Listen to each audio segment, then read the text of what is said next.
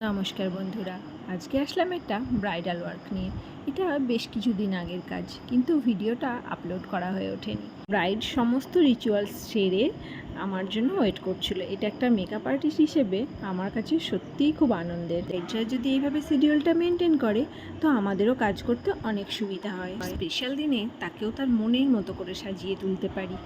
ব্রাইডকে আমি রেডি করতে বসে যাই, কিন্তু রেডি করতে গিয়ে দেখি তার শাড়িটার কোনো পিকো করা নেই।